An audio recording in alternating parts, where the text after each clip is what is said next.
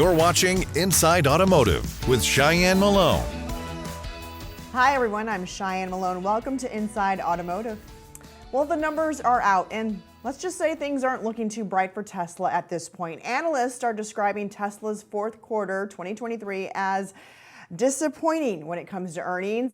And this comes after lowering its prices last year. For the second consecutive quarter, the company has fallen short of their initial forecasted earnings. Joining us now to weigh in on this and all the factors that kind of play into this sort of thing, Tesla's profitability mainly, we have Karl Brauer. Thanks so much for joining us. He is an executive analyst for iSeeCars.com. We got the expert on hand. Welcome. Thanks, Cheyenne. Great to be on with you. So tell us, what is your assessment of the latest Tesla earnings statement? Yeah, it's interesting because it isn't like Tesla massively missed their numbers. And it's not like they don't have some really impressive ongoing numbers. I mean, the Model Y is an extremely hot selling vehicle globally, okay? It's one of the best selling vehicles on the planet. So a lot of people, certainly a lot of Tesla enthusiasts, are wondering what's with the hate? You know, why is everyone so unhappy with the company all of a sudden? But I think you always have to remember that, especially on a financial basis and stock value, it's never current or certainly past, looking or back looking. It's forward looking. And all the trend lines are getting a little worrisome for Tesla.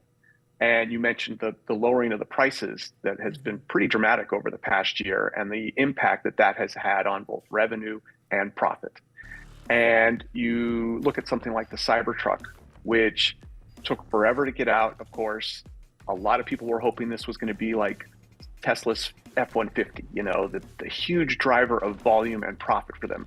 And Elon came out and admitted as much in the past 6 months that it's not going to be the profit driver he thought. It's going to take longer to ramp up production. And I think there's already been some question on its performance. People are talking about, was that drag race faked? And is it really as good off-road? There's lots of video of it being stuck somewhere. So I think that we're not really thrilled with the Cybertruck. We're not thrilled with the prices dropping. And we have a lot of other things that have been on the back burner, supposedly, that we still don't see any real progress on, like full self-driving. And all of this comes in an atmosphere where electric vehicle competition just keeps getting more intense. Tesla essentially had like a decade of really being almost the only game in town. Mm-hmm. You had Nissan Leafs and Chevrolet Bolts, but you didn't really have anything that was of a Tesla caliber for most of the past decade. And now in the last few years, there's been a real rush into this market by so many other automakers, new and established and traditional. And so Tesla's looking at more competition every day, every year. We see their market share within the electric vehicle market dropping every quarter. They lose more market share. And it's inevitable when you were the main guy for a while and now there's millions coming in. But that's just another piece of this pie. So when a company, educate me on this, has to, reduce prices, right, on their inventory, and that's still not helping the situation, elaborate on that for me. Then what? What are some options going forward? Yeah, I mean, the way you sell anything, particularly cars, is you have a price that people feel is more than reasonable to pay for it. And hopefully that's driven by a sense of capability or innovation or design. There's something about this car or your brand in general that makes people want to buy it, an advantage it's got over other brands. And we've got old models here. The Model Y is the newest one, and it's already 3-4 years old now. And of course, the Model 3, Model S, and Model X are all looking pretty old. There's revisions coming to the Model 3, but this is not a full redesign, and I don't think anyone expects it to be like transformative in the way the Model 3 drives or how it performs. So, as you said, they've lowered prices to keep the sales volume up. They still haven't hit the sales volume. That's because even at the lower prices, their models lining up against other options out there aren't compelling enough, even at the lower prices, to increase their, or I should say, they're still increasing sales, but not at the rate that everyone predicted. And it's starting to look like there's maybe a saturation in the EV market for Teslas, that he's finally facing not a capacity constrained volume, but a demand constrained volume. And that's a huge shift. If it starts to seem like he can produce more than enough cars and more cars than people really want to buy, that's never really been the case before.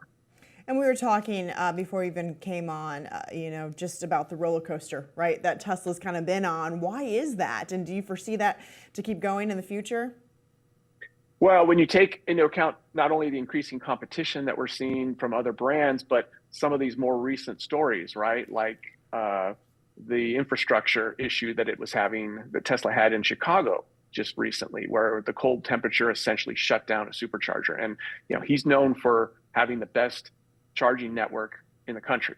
It's the Tesla supercharger network. You can't question it. It's fabulous. It's great. And there's a lot of people in Chicago and throughout the Tesla community now who are questioning it because of what happened.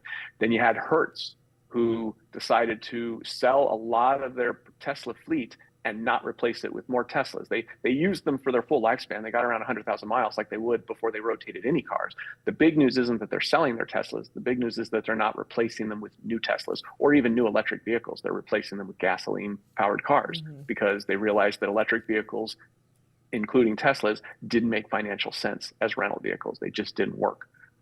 So more, kind of fuel for the unfortunate fire for Elon and Tesla, in that there's just this disappointment in the cars in multiple ways, whether it's the charging infrastructure or the performance and cost effectiveness in something like a rental car agency, where it would have seemed like, oh, if he can start selling these cars to rental car fleets, that's just a whole nother business for him to do. And now it looks like maybe he can't.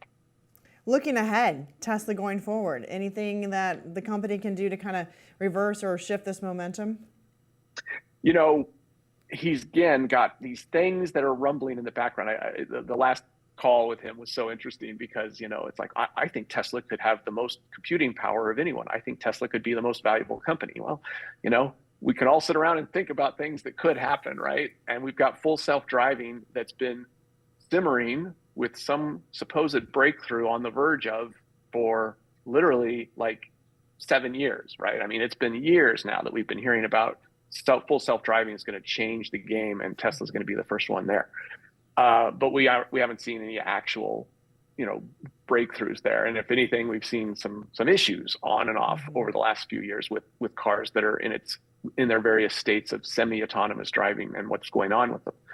So a breakthrough in full self-driving would be huge for him, but it would also be huge for 40 other automakers, and any one of them could have one and beat Tesla to the punch on that. A breakthrough in battery technology.